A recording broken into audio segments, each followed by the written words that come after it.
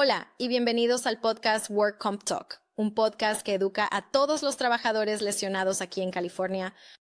Hoy me acompaña Bilal Qasim. Mi nombre es Carmen, su anfitriona para el podcast de hoy. Si aún no te has suscrito a nuestro canal, asegúrate de hacerlo ahora. Activa la campanita de notificaciones también para que te avisen cada vez que subamos nuevo contenido. Este podcast es patrocinado por Pacific Workers, los abogados para trabajadores lesionados. Si has sufrido una lesión en el trabajo, asegúrate de llamar a esas personas y ellos pueden encargarse de cualquier cosa relacionada con tu lesión laboral. Bienvenido, Bilal. Bienvenidos de nuevo a otro episodio. Y el episodio de hoy es emocionante porque vamos a hablar de dinero, que creo que es uno de los temas más candentes en la vida de cualquiera. ¿Quién no quiere saber sobre el dinero en este escenario? Vamos a hablar específicamente sobre dinero que se añade a un caso, cómo determinan las cantidades, cómo determinan los acuerdos y todo lo relacionado con el dinero. ¿Por dónde quieres empezar? ¿Por qué no paga la compensación laboral, Jack? ¿Está bien? Esa es como la segunda pregunta más común. Esa es probablemente la pregunta más grande que recibo, pero, sabes, creo que es importante entender cómo se valoran. Generalmente los casos de compensación laboral. Esa es una gran introducción. ¿Cómo se valoran? ¿Cómo se le asigna un valor monetario a una lesión?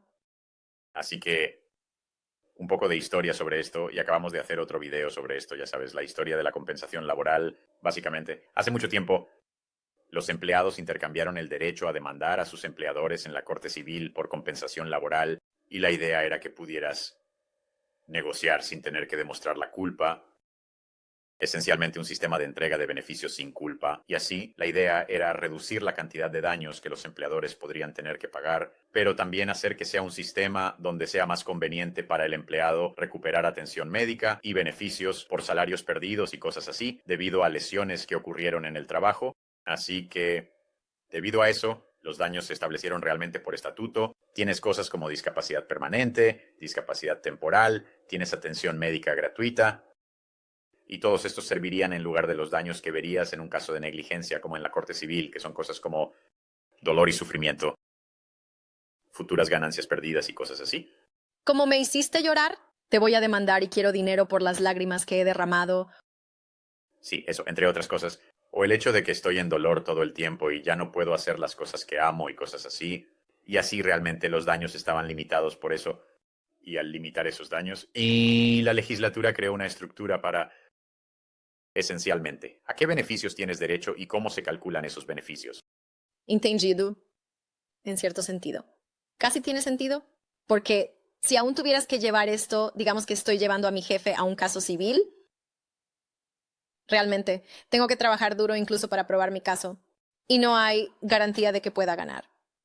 Este caso podría perderlo todo y no obtener nada porque no tengo esa prueba, o simplemente van a hacer que sea mucho más difícil para mí incluso obtener algo en relación con mi lesión. Sí, si tuvieras que contratar a un abogado y cada vez que te lesionabas en el trabajo tenías que probar negligencia o culpa por parte del empleador.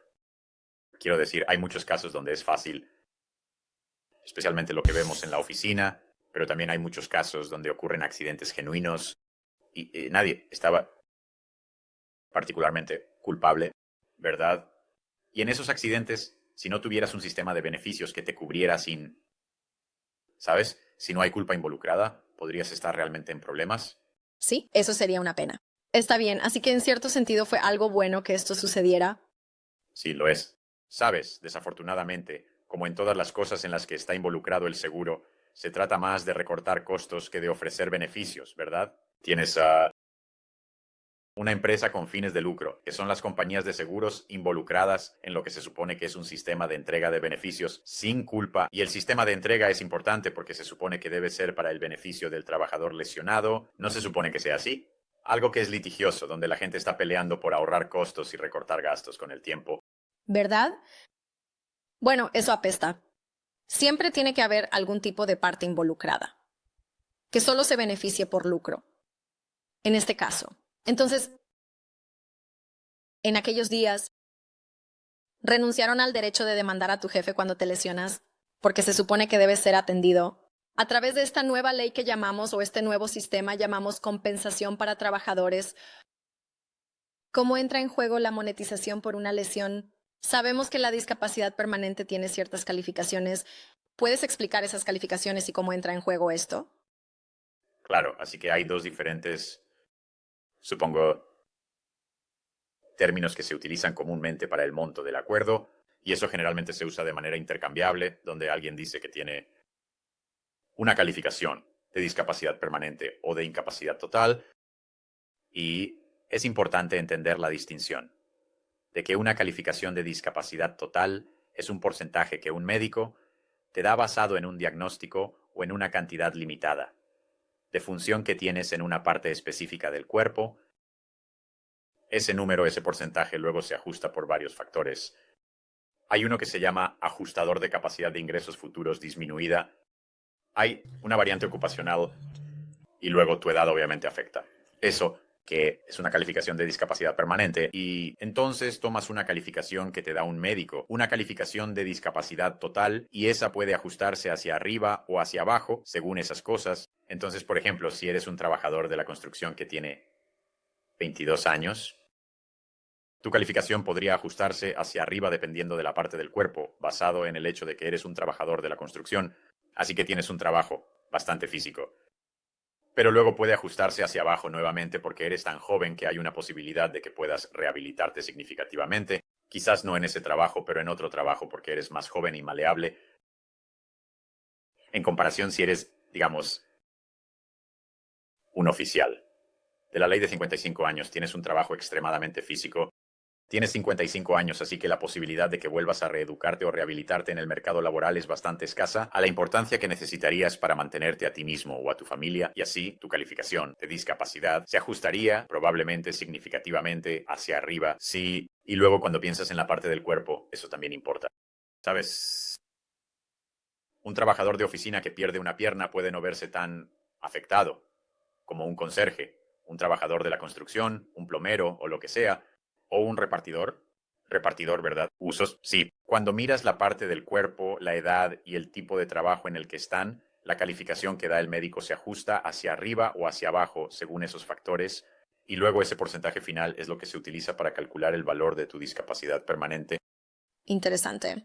Y me alegra mucho que dijeras esto, porque hay muchos componentes que entran en juego cuando se trata de crear este tipo de calificación y finalizar cuál va a ser ese valor. ¿Cómo es para alguien que decide ni siquiera contratar a un abogado? ¿Cómo saben que estos números están llegando? ¿Quién hace los cálculos? ¿Cómo se aplica esto a alguien que no está representado? Así que si estás leyendo un informe médico verás los números allí hasta cierto punto. Los médicos están obligados a proporcionar calificaciones de discapacidad de la persona completa, así que verás términos como MMI y WPI, y todos esos son parte de esto. Pero la cadena de calificación, lo que usarías para calcular el porcentaje final de discapacidad permanente es algo que encontrarías en el programa de calificación de discapacidad permanente de 2005, que fue algo que obviamente se creó en 2005 y algo que no se encuentra en ningún informe médico. Tendrías que entender qué es y cómo usarlo y aplicarlo a las calificaciones particulares. Así que es como una fórmula especial que tienes que saber cómo manejar para que funcione a tu favor. Sí. Si no haces nada al respecto, digamos que simplemente te dejas llevar por lo que el médico te diga. Entonces tu ajustador de reclamos hace todos estos cálculos. Ni siquiera sabes si te están dando los cálculos correctos, si estás aceptando lo que te están dando. Sí, y hasta el mismo informe médico, los médicos utilizan algo llamado las guías de la AMA para calificar la discapacidad permanente, y es este libro verde grueso que básicamente describe las formas en que los médicos pueden darte una calificación de discapacidad de la persona completa basada en ciertos diagnósticos, falta de función, como el rango de movimiento o la incapacidad para caminar sin el uso de un bastón y cosas así.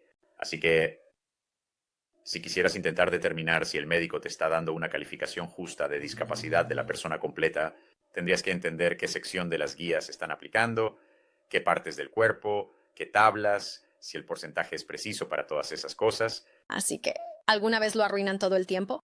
Todo el tiempo, porque los médicos también tienen que aprender estas cosas. Sí, sabes, no lo están improvisando, todo esto está muy bien establecido. Y así, ¿sabes? Un médico puede darte una calificación de discapacidad de la persona completa que es claramente inadecuada. Un ejemplo de esto que vemos todo el tiempo es, lo llaman una estimación basada en el diagnóstico o estimación de diagnóstico. Para tu columna lumbar podrías tener radiculopatía, que es entumecimiento y hormigueo en tus piernas porque tienes un problema nervioso en tu columna. Y eso generalmente se confirma con un estudio de EMG. Y así el médico puede decir que solo eres categoría 1, no categoría 2 o categoría 2, no categoría 3. Porque dicen, oh, bueno, no hay un EMG confirmado, aunque puede que te hayan hecho un EMG. Y puede que sepas, o puede que no sepas si no tienes experiencia en eso. Tener ese EMG positivo te coloca automáticamente en una categoría más alta y eso sería munición para ir y hacer el contrainterrogatorio al médico o pedirle al médico un informe suplementario para abordar ese error. Y eso es literalmente miles de dólares de diferencia para ti. Solo discapacidad permanente. Si nunca lo has hecho antes, no vas a saber. Sí, tiene todo el sentido. Así que esto es algo que definitivamente no quieres tomar a la ligera si no estás representado y estás en el punto en el que estás recibiendo una calificación. Estaría asustado si no estuviera representado, especialmente si no sé lo que estoy haciendo. No he estudiado esa parte de la ley. ¿Por qué querría poner en riesgo ese tipo de beneficio? Porque al final del día, este dinero no es solo para que tú digas, jaja, aquí tienes, te lastimaste, aquí tienes algo de dinero. Es dinero que se va a utilizar esencialmente para tu salud, para tu tratamiento, para cosas que vas a necesitar en el futuro y estaría completamente jodido si me quedara con cero. O casi nada de dinero y tuviera que lidiar con el dolor y pagar el hospital. Eso es todo. Eso es todo. Eso simplemente no es algo que quieras hacer por tu cuenta. ¿Qué más se monetiza en un caso de compensación laboral? Así que hay discapacidad temporal que es diferente a la discapacidad permanente. La discapacidad temporal es diseñada para compensarte por tus salarios perdidos mientras te recuperas de la lesión y mejoras. Así que eso se supone que es un reemplazo de salario. También tienes lo que se llama un beneficio de desplazamiento laboral suplementario, que es de hasta $6,000 para reentrenamiento laboral o educación si te desplazan de tu trabajo o tus deberes normales. Si tienes un hallazgo de discapacidad permanente, eso te haría legalmente acreedor a eso. Eso está diseñado para ayudarte a ponerte de pie. Es como volver a estudiar algo, obtener un certificado de algo. Sí, como, oye, ¿sabes qué? Trabajar en la industria automotriz ya no es lo tuyo. Así que, ya sabes, aquí, ve a tomar algunos cursos universitarios y aprende contabilidad o finanzas o algo más, ¿sabes? También está lo que se llama el suplemento de regreso al trabajo, que son beneficios financiados por California, $5,000 para ti. Adicional a los 6,000. Sí, además, y eso se supone que ayuda a complementar eso si pierdes tu trabajo para ayudarte a reeducarte. Ese es un beneficio pagado por el Estado, no por la compañía de seguros. Y luego está la atención médica, que a veces se monetiza, porque puedes optar por liquidar el valor de tu atención médica en lugar de que la compañía de seguros lo proporcione de manera continua. Interesante. Aquí hay mucho dinero involucrado y hay muchos componentes que puedo ver. Cómo alguien que se lesiona por primera vez navegando el sistema solo puede arruinar las cosas por sí mismos, honestamente. No sabes lo que no sabes. Sí. Y creo que eso hace que sea fácil ser un objetivo para ser aprovechado. Entonces, ¿cómo es que con todo esto que estamos aprendiendo sobre monetizar ciertas partes de un caso de compensación laboral, cómo es que entonces el ajustador de reclamos, que es la persona que representa o trabaja para la compañía de seguros, se supone que debe cuidar de ti? ¿Cómo es que esta persona viene y te ofrece un acuerdo dependiendo de cuáles han sido estas cantidades que te han lanzado o han sido proporcionados por el médico? ¿Cómo es que incluso llegan a un acuerdo? Sí. Las empresas con fines de lucro, las compañías de seguros quieren ahorrar dinero. Así que, obviamente, puedes suponer que cualquier oferta que te haga la compañía de seguros está motivada por el hecho de que es menos de lo que realmente les va a costar a largo plazo. ¿Por qué? ¿Te pagarían su peor escenario? Así que puedes asumir que cada vez que te ofrecen un acuerdo hay algún cálculo involucrado. Eso está diseñado para reducir costos. Y esa es probablemente la base principal de lo que están ofreciendo. También está la idea de que quieren archivos cerrados. Sabes, no quieren quedarse atrapados asignando costos de administración a un archivo que va a permanecer abierto para siempre porque tienen sus gastos generales. Tienen que pagar la atención médica y los beneficios de sus propios empleados, así como el tiempo por enfermedad y esto y aquello. Así que las aseguradoras buscan ahorrar costos, quieren recibir más en primas de lo que pagan. Las reclamaciones de esa manera son rentables para sus accionistas, ¿verdad? Así que Esa es una motivación principal para el acuerdo. Para muchas compañías de seguros, la idea es cerrar los libros, cerrarlos rápido y a bajo costo. Pero cuando estás mirando el valor, ellos tienen expertos, tienen, ya sabes, científicos actuariales y cosas así en su personal y analizan el riesgo, es lo que ellos llaman para decir, bueno, oye, si mantenemos esto por tanto tiempo o este tipo de reclamo, ¿cuál va a ser el costo o el costo a largo plazo? Así que mirarán lo que han gastado en la reclamación hasta ahora, mirarán lo que podría ser una discapacidad permanente, dado las condiciones médicas, ellos mirarán tu historial de tratamiento médico. Para la reclamación en sí, decir, ya sabes, oye, esta persona nos ha costado, ya sabes, $500,000 hasta ahora, solo ha pasado un año, ¿cuál va a ser el costo de esto a lo largo de su vida? Y generalmente ellos llegarán a alguna cifra que representa un descuento de lo que será su costo, pero también tal vez parece aceptable para ti. Y muchas veces lanzarán números que no tienen sentido solo porque dicen, oye, ¿sabes qué? Esta persona acepte. Sí. Quizás tu caso vale 100,000 y ellos simplemente lanzan una oferta de 25,000 o 10,000. Para mucha gente eso es mucho dinero. ¿Verdad? Entonces dirán, oh, bueno, voy a aprovechar esto porque es genial. Quizás no esté disponible más tarde. Si Y aún así está el caso donde la persona no ha estado recibiendo dinero. No, pueden llegar a fin de mes, no están trabajando. Así que tener un cheque, $25,000, va a aliviar un poco esos problemas por el momento, pero no estás pensando a largo plazo. Y algunas personas probablemente caen en esa trampa. sí, pero si estás en esa situación, ¿qué haces? Porque tienes alquiler, tienes hijos que alimentar, tienes que pagar la gasolina, tienes cuentas, tienes deudas. Y tienes una compañía de seguros de miles de millones de dólares al otro lado luchando contra ti. Ellos pueden mantenerse solventes más tiempo que tú. Y creo que las necesidades básicas de muchas personas, las necesidades básicas de la familia y las necesidades básicas de cuidado tienen prioridad sobre permanecer en la lucha el tiempo suficiente para realmente recuperar el valor de lo que deberían tener derecho. Pero no es bueno.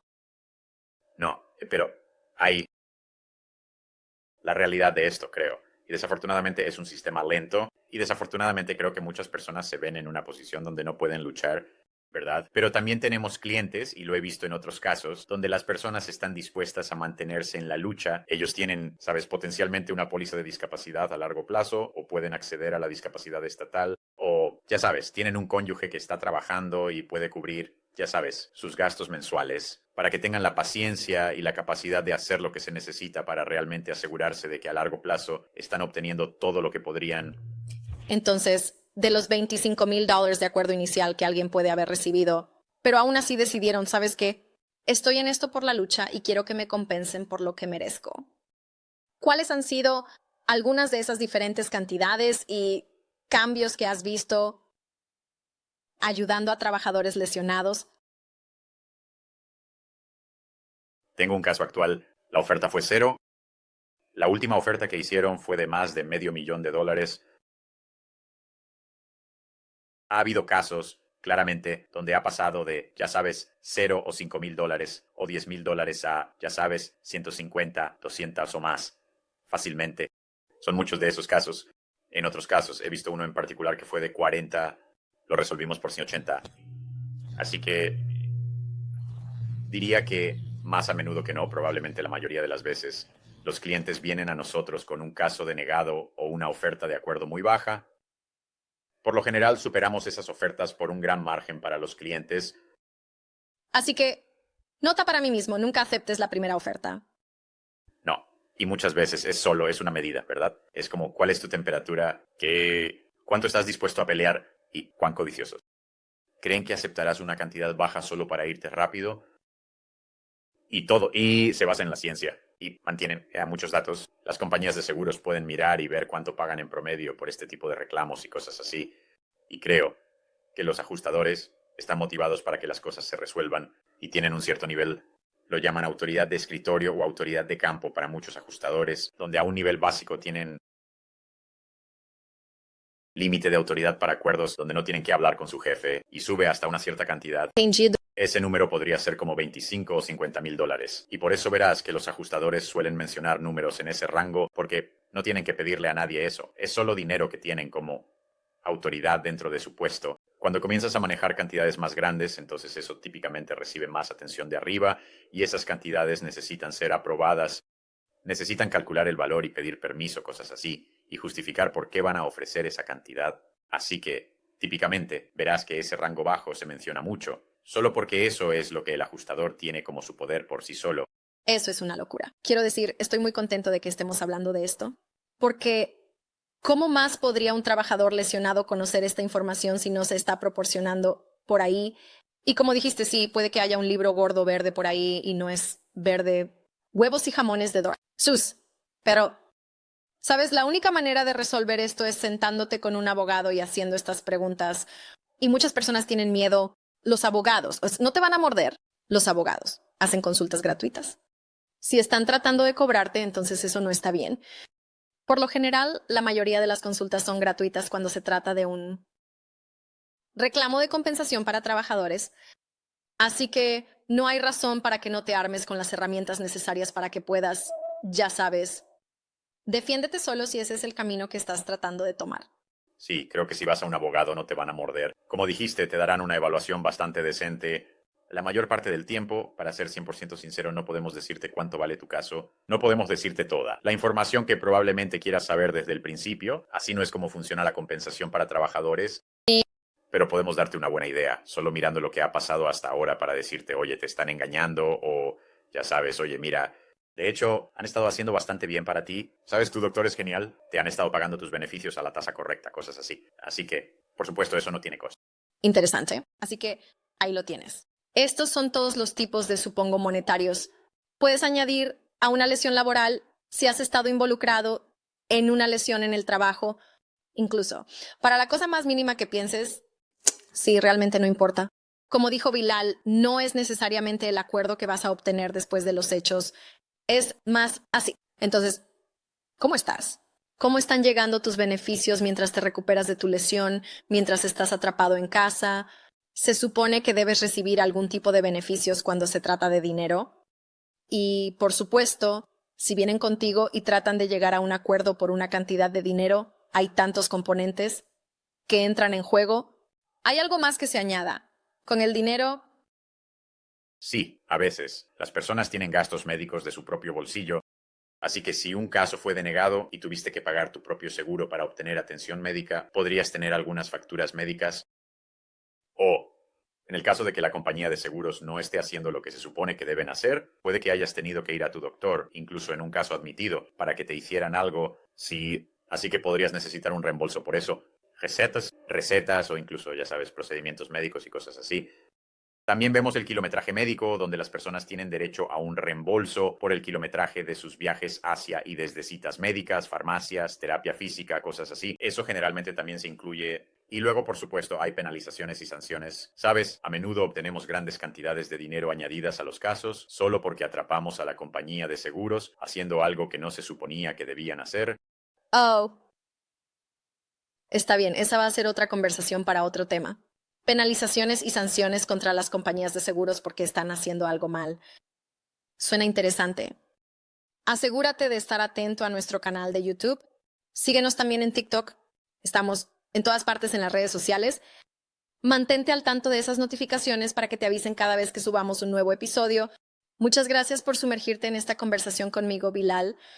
Creo que aprendimos mucho y si puedo sacar algo de esto, es que nunca aceptes tu primera oferta. Gracias. Nos vemos en el próximo episodio.